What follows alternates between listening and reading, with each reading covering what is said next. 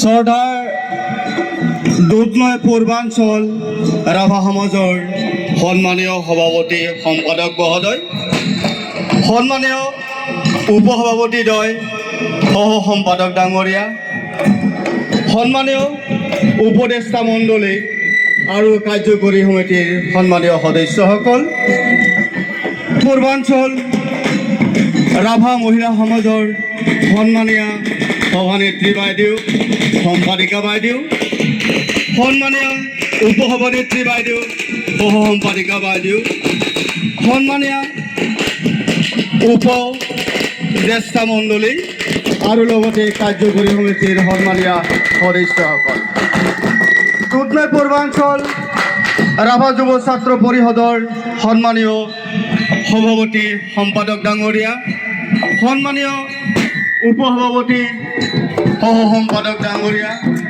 সন্মানীয় উপদেষ্টা মণ্ডলী, লগতে কাৰ্যকৰী সমিতিৰ সন্মানীয় সদস্যসকল আৰু দুধনৈ পূৰ্বাঞ্চল ৰাভা সমাজৰ অন্তৰ্গত 10টা শাখা সমাজৰ সন্মানীয় সভাপতি সম্পাদক তথা ধনবৰালী আৰু সন্মানীয় সদস্যসকলৰ লগতে তৰংগিৰী ৰাভা শাখা সমাজৰ উদ্যোগত অনুষ্ঠিত হোৱা 61তম অধিৱেশনৰ অভ্যৰ্থনা সমিতিৰ সন্মানীয় সভাপতি সম্পাদক তথা বিষয়ববীয়াসকল আৰু সন্মানীয় সদস্যসকলৰ লগতে সন্মানীয় সমূহ ৰাইজ, পোনপ্ৰথমে আপোনালোক সকললৈ প্ৰগতি ৰাভা শাখা সমাজ গ্ৰুপৰ পৰা পলমকৈ হ'লেও মাঘ বিহু আৰু ইংৰাজী নৱবৰ্ষৰ আন্তৰিক শুভেচ্ছা তথা অনুৰোধ জনাইছোঁ। আমি প্ৰগতি ৰাভা শাখা সমাজ গ্ৰুপদ্বাৰাই আপোনালোকক জনাবলৈ পাই সুখী হৈছোঁ যে দুধনৈ পূৰ্বাঞ্চল ৰাভা সমাজৰ প্ৰমুখ নং অনুসৰি অহা 30-31 জানুৱাৰী আৰু 1 ফেব্ৰুৱাৰী 2025 বৰ্ষৰ দুধনৈ পূৰ্বাঞ্চল ৰাভা সমাজৰ 65তম অধিৱেশনখন প্ৰগতি ৰাভা শাখা সমাজৰ উদ্যোগত অনুষ্ঠিত কৰিবলৈ স্থিৰ কৰা হৈছে। সেয়েহে উক্ত অনুষ্ঠানলৈ তিনিওখন কেন্দ্ৰ সমিতিৰ সন্মানীয় বিষয়ববীয়া, সন্মানীয় উপদেষ্টা মণ্ডলীৰ লগতে কাৰ্যকৰী সমিতি, তিনিওখন কাৰ্যকৰী সমিতিৰ সন্মানীয় সদস্যসকলৰ লগতে পূৰ্বাঞ্চল অন্তৰ্গত বিভিন্ন শাখা দলসমূহৰ সন্মানীয় সভাপতি সম্পাদক তথা ধনবৰালী আৰু লগতে সন্মানীয় সদস্যসকল আৰু সন্মানীয় ৰাইজলৈ আমি প্ৰগতি ৰাভা শাখা সমাজ গ্ৰুপদ্বাৰা তৰফৰ পৰা নিমন্ত্ৰণী ভৰাই আগবঢ়াইছোঁ। আমি আশা ৰাখিম উক্ত অধিৱেশনখনৰ সকলো কাৰ্যসূচী ৰূপায়ণৰ ক্ষেত্ৰত আৰু অধিৱেশনখন সাফল্যমণ্ডিত কৰি তোলাৰ বাবে আপোনালোক সকলোৰে সহায় সহযোগিতা আমি আন্তৰিকতাৰে কামনা কৰিছোঁ। সেৱাৰে সভাপতি প্ৰগতি ৰাভা শাখা সমাজ গ্ৰুপদ্বাৰা জয়িত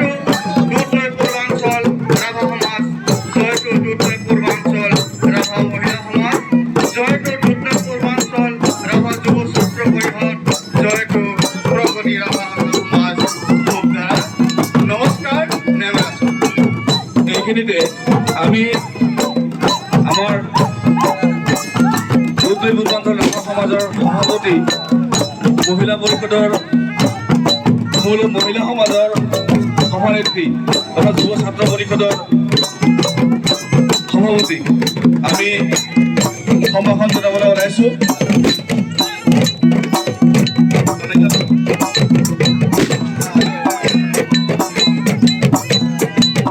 মাননীয় দুধনৈ পূৰ্বাঞ্চল ৰাভা সমাজৰ সভাপতিক সম্ভাষণ জনাব আমাৰ প্ৰগতি ৰাভা সমাজৰ সভাপতি মাননীয় শ্ৰী সঞ্জীৱ ৰাভা ডাঙৰীয়াই আৰু সভানেত্ৰীক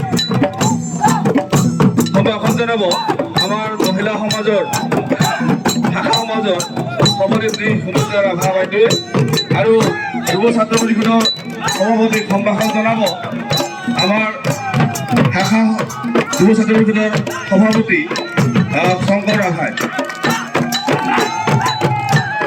এয়া ফুলৰ মালা বৰণ কৰিব ফুলৰ মালাৰে সৈতে তেখেতসকলক সম্ভাষণ জনাইছে। এয়া সভাপতিক সম্ভাষণ জনাইছে আমাৰ উপসভাপতি কৰেণ ৰাভা ডাঙৰীয়াই। শ্ৰদ্ধাভাজন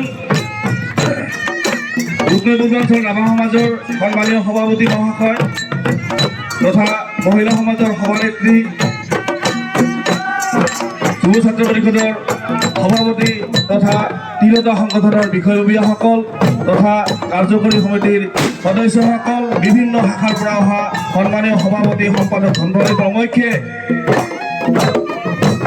বিভিন্ন জ্ঞাতিৰ পৰা অহা সন্মানীয় সভাপতি সম্পাদক তথা প্ৰতিনিধিবৰ্গ, আমি প্ৰগতি ৰাভা সমাজে অহা ৬২তম তথা দুধনৈ পূৰ্বাঞ্চল ৰাভা সমাজৰ অহা ৬২তম অধিৱেশন কৰি ক্ৰমানুসাৰে আমি প্ৰগতি ৰাভা সমাজ ধূপধৰাই উষ্ম আদৰণি জনাইছোঁ।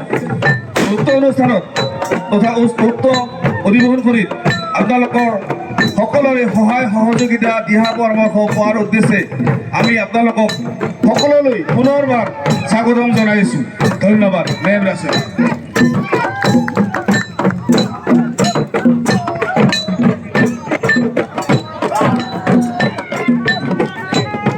সন্মানীয় দুধনৈ পূৰ্বাঞ্চল ৰাভা সমাজৰ আজি ৬১তম বাৰ্ষিক অধিৱেশনৰ প্ৰতিনিধি বন্ধুসকল, আগন্তুক ৬২তম বাৰ্ষিক অধিৱেশনখন আমাৰ আগন্তুক বছৰত ২০২৫-ত ধূপধৰা প্ৰগতি শাখাৰ সৌজন্যত অনুষ্ঠিত হ'ব আৰু তেখেতসকলে ৰাজহুৱাভাৱে আজি আমাক নিমন্ত্ৰণ জনাইছে আৰু তেখেতসকলে যি আপ্যায়ন বা নিমন্ত্ৰণ ৰক্ষা তেখেতৰ নিমন্ত্ৰণ দিছে, গতিকে আমি তেখেতসকলৰ নিমন্ত্ৰণ ৰক্ষা কৰি আমি আগন্তুক ২৫ চনত তেখেতসকলৰ সমাজলৈ গৈ এই অধিৱেশনখন পৰিচালনা কৰাৰ ক্ষেত্ৰত আমি আগবাঢ়ি যাম আৰু তেখেতসকলৰ আমন্ত্ৰণক আমি আমন্ত্ৰণ ৰক্ষা কৰিছোঁ। প্ৰগতি ৰাভা শাখাৰ সমূহ ৰাইজৰ সন্মুখত আমি জ্ঞাত কৰাইছোঁ যাতে আগন্তুক ২৫তম বাৰ্ষিক ২০২৫ চনৰ যি অধিৱেশন হ'ব সেই অধিৱেশনত আপোনালোকৰ আমন্ত্ৰণ আমি ৰক্ষা কৰিছোঁ আৰু তাত আমি সদল বলে আমি তাত গৈ অভিৱৰ্তন আমি পৰিচালনা কৰিম। ধন্যবাদ। দুধনৈ পূৰ্বাঞ্চল ৰাভা সমাজ জিন্দাবাদ, জিন্দাবাদ, জিন্দাবাদ। দুধনৈ পূৰ্বাঞ্চল ৰাভা মহিলা সমাজ জিন্দাবাদ, জিন্দাবাদ, জিন্দাবাদ। দুধনৈ পূৰ্বাঞ্চল ৰাভা যুৱ ছাত্ৰ পৰিষদ জিন্দাবাদ, জিন্দাবাদ, জিন্দাবাদ। এতিয়া আমি দৰংগিৰি ৰাভা সমাজৰ সৌজন্যত অনুষ্ঠিত হোৱা ৬১তম বাৰ্ষিক অধিৱেশনত জনাইছোঁ।